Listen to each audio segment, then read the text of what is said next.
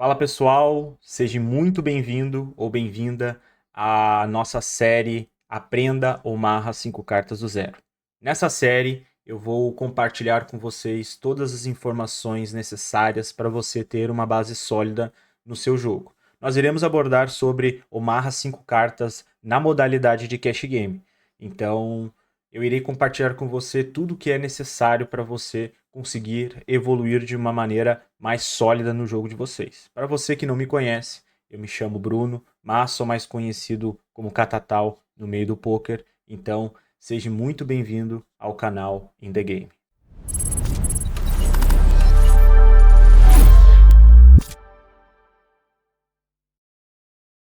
Bem-vindo, jogador ou jogadora. É um imenso prazer ter você aqui. Eu espero muito que dentro dessa série eu possa lhe proporcionar aí muito conteúdo, gerar muito valor para a carreira de você como jogador ou jogadora. Então, como que essa série irá funcionar? Bom, nós iremos seguir da seguinte forma. Eu separei aqui essa série em níveis, tá? Quais são eles? O primeiro nível será sobre o pré-flop. Ou seja, eu vou falar tudo o que você precisa, te passar todas as bases necessárias para você começar muito bem o jogo. Pré-flop nada mais é que o início, a primeira street, o início de todo o jogo. Então, é onde tudo se inicia. Você precisa ter uma base sólida no pré-flop. Já no segundo nível, iremos falar sobre pós-flop. Então, eu vou abordar de como que você deve jogar no pós-flop, quais são as ações corretas, como jogar three-bet pot, como jogar um single raised pot, como jogar uma c-bet fora de posição, uma c-bet em posição, tudo será abordado. E por último, e não menos importante, a parte de ferramentas avançadas no terceiro nível. Aqui eu vou passar para vocês todas as ferramentas que eu utilizo como jogador profissional de poker, todas as ferramentas que são necessárias para você evoluir o seu jogo, certo? Então, vamos dar início. E, primeiro de tudo, como definir uma boa mão? Bom, para definir o que é uma boa mão no Omaha 5 cartas, eu vou usar aqui uma regrinha, a regra dos 4 componentes. O que seria a regra dos 4 componentes? Bom, 4 componentes que são essenciais e são relevantes para uma mão de Omaha 5 cartas. O primeiro dele é o nutness. Nutness, ou abrasileirando, potencial de nuts, ou seja, é o quanto que aquela mão tem de potencial, quanto que ela se desenvolve para o nuts. Se você não sabe o que é nuts, nuts nada mais é que a mão favorita, a melhor mão naquela street, tá? Então é o quanto que ela se desenvolve para o nuts. Por exemplo, num board de 10, valete e dama, você tendo Ás e Rei, você está com a sequência Nuts, ou seja, é a sequência favorita. A sequência não vai se desenvolver mais, então você está com o jogo Nuts na street atual. O segundo componente é a conectividade. Esse componente nada mais é que é o quanto que as mãos conversam entre si, quanto que elas estão próximas. Quanto mais próximas, melhor a sua conectividade. O terceiro componente seria o soothness, tá? Abrasileirando seria naipado, é o quanto que aquela mão tem de potencial de ser naipado. Já já eu vou trazer um exemplo para vocês. E o quarto componente é força de par-alto, ou seja, a força bruta da nossa mão, tá? Esse componente, ele é um componente à parte, pois algumas mãos têm pares, outras mãos não. Não necessariamente o fato de ela ter um par faz com que ela seja um componente importante. Às vezes a mão sem par se desenvolve muito mais, mas eu vou trazer para vocês no exemplo agora. Então, quanto mais componentes uma mão tiver, mais forte ela é. Ou seja, se a mão tiver todos os componentes envolvidos, ela tende a ser muito forte, como nesse exemplo que eu trago para vocês, onde nós temos Ás, Dama, Valete 10. Então a gente tem aqui um exemplo com os 4 componentes, tá? O primeiro componente lá, par. Então nós temos aqui o par de Ás, tá? O outro componente, o o nutness. Então a gente pode perceber que a gente tem aqui, ó, Ás e Dama e Ás e Valete. Então a gente tem dois suiteds, né, que puxam para o nuts. A gente tem Ás e Dama, que desenvolve sequência para nuts, Ás e Valete, Ás e 10. A gente tem a conectividade da carta mais alta até a carta mais baixa do Ás e 10.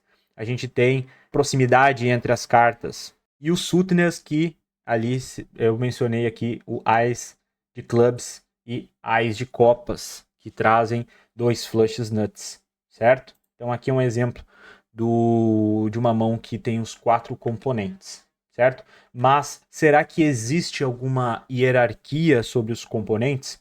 Bom, a hierarquia dos componentes vai se basear muito nos seus contextos. Como assim? Trouxe aqui 2 exemplos de contextos onde cada componente tende a ser favorito, tende a ser mais importante que o outro. No primeiro contexto, numa situação de MTT, quando a gente tem 20 blinds deep, ou então num outro contexto de cash game com 200 blinds deep.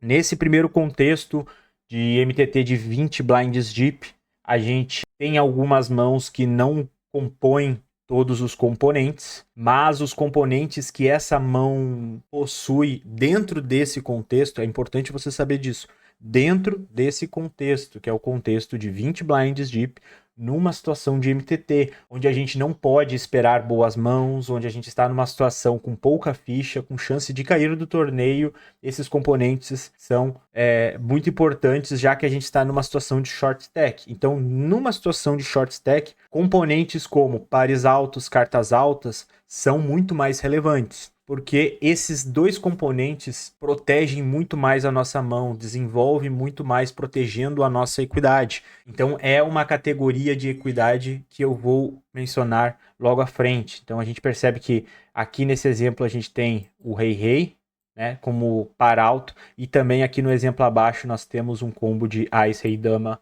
Mesmo sendo single suited, nós temos aqui todas as cartas altas. Agora, num contexto de cash game 200 blinds deep, a gente precisa de mãos que desenvolvam mais a equidade, já que a gente tende a jogar, primeiro de tudo, situações mais multi-way, a gente tende a jogar multi-streets de bet, a gente tá com um volume de ficha muito mais significativo, ou seja, os spots que a gente vai se envolver numa situação mais deep stack são situações que não ocorrem a todo momento. Diferente de uma situação que a gente está short stack. Então, um pote de 100 blinds é muito mais comum do que um pote de 400 blinds, onde ambos os jogadores colocam 200 blinds na mesa. Então, numa situação de deep stack, os componentes importantes são smoothness e conectividade. Por quê? Já que a gente vai jogar um spot de multi-streets, de bet, de call, de check raise e bet. Para isso a gente precisa de uma mão que se desenvolva mais para o suited. Então a gente percebe que aqui nesse exemplo de cima a gente tem conectividade de todas as cartas e apenas só o Ás e 9 não, mas todas as cartas, né, são próximas e temos aqui dois suiteds igual no exemplo abaixo. Então, lembrando, o contexto que você está naquele spot é muito relevante.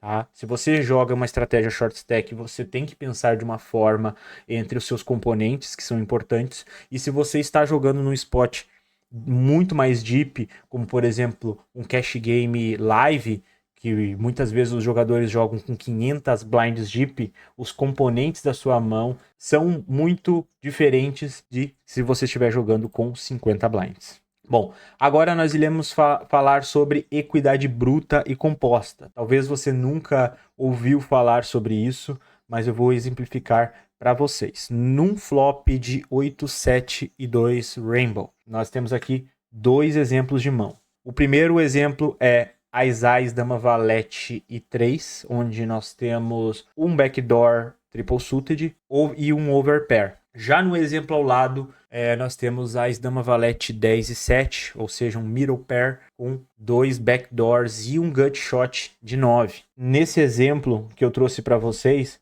a mão favorita, a mão que está ganhando é o Ás. Então, está ganhando com overpair. Porém, as duas mãos têm características diferentes. Na primeira, a gente tem uma força bruta, ou seja, para exemplificar para vocês o que seria força bruta, nada mais é que uma equidade em uma street, numa street só. Ou seja, se você analisar as duas mãos, o Wise é favorito, mas se você vê num cenário onde o Wise joga de bet flop, bet turn, a gente começa a ver que o Ás Dama Valete 10 começa a se tornar mais favorito. Por quê? Porque como turns e rivers vai alterar o nuts, vai alterar o board, né? Os pares, as cartas vão alterar qual é a mão favorita. A gente percebe que o Ás Dama Valete vai se desenvolver muito melhor do que um Ás, já que o Ás não tem componentes suficientes para se desenvolver para a próxima street, com exceção do ouro, um Ás que bata no turn. Então, existe peculiaridades diferentes entre as duas mãos. Isso é muito importante você saber. Então, isso entra muito naquilo que eu mencionei anteriormente. O contexto que você está envolvido é essencial. Numa situação short stack, esse Ás seria muito forte. Se a gente estivesse lá num SPR de 1, por exemplo, o Ás se torna muito favorito. Já num cenário de SPR de 5, por exemplo, onde a gente não consegue resolver a mão na street atual, com exceção a um check raise, já num cenário de SPR 5, a gente consegue perceber que o Ás não é tão forte assim, porque a gente não consegue resolver a mão na street atual. Então é muito importante você saber essa diferença entre o valor de uma mão bruta e o valor de uma mão composta, certo? Então, dando continuidade aqui sobre equidade bruta e composta, eu trouxe aqui outro exemplo para vocês de dama 8 e 6, com duas cartas de espada, onde a gente tem ambos os cenários de top 7, tá? Não só na situação de pares, mas também nas situações de top 7 ou até mesmo de sequência, a gente vai ter esse tipo de conceito durante o jogo, que é a força bruta e composta. Em ambos os cenários a gente vê que as duas mãos têm top 7, mas a mão da direita se torna muito mais favorita. Porque aqui nós temos o que podemos chamar de top 7 cego, né? Um top 7 nu, como dizem os gringos, naked. Então, aqui nós temos um top 7 que não se desenvolve, apenas nós temos que segurar a nossa equidade. Não vai ter turns que a nossa mão tende a se desenvolver, apenas a gente vai se manter a um top 7. Já no exemplo da direita, não. Nós temos, além do nosso top 7, nós temos duas cartas de paus, que qualquer carta de paus vai trazer para a gente um flush draw nuts.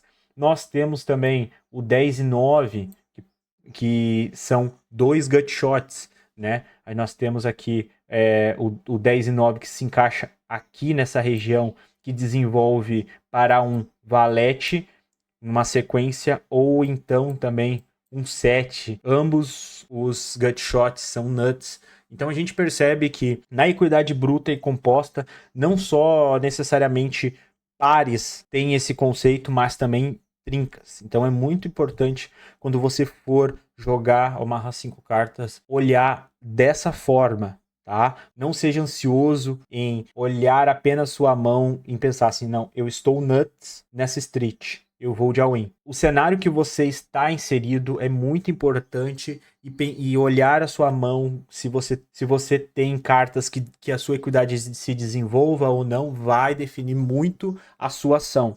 Então, numa situação de dama-dama 4-4, onde nós estamos no multi-way, a gente muitas vezes, dependendo do SPR, a gente não pode ir de all-in, porque a gente não vai ter turns que melhorem a nossa equidade. Apenas a gente tende a perder a equidade, porque uma carta de clubs aumenta a equidade do nosso vilão, espadas é ruim pra gente, um 7, 9, 10, valete, todas essas cartas são ruins para o nosso combo. Então, a gente tem que jogar de uma maneira mais cautelosa, certo?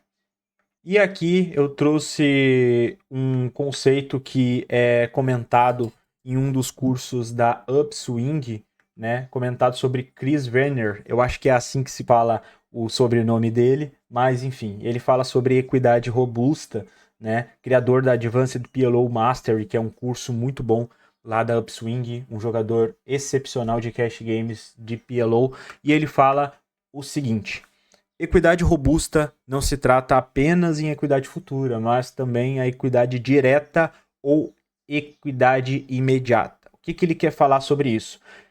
A equidade robusta é também similar àquilo que eu tinha comentado com vocês sobre equidade bruta e composta, mas de uma forma diferente. Num flop que é 8-7-2 Rainbow, nós temos aqui dois exemplos de mãos.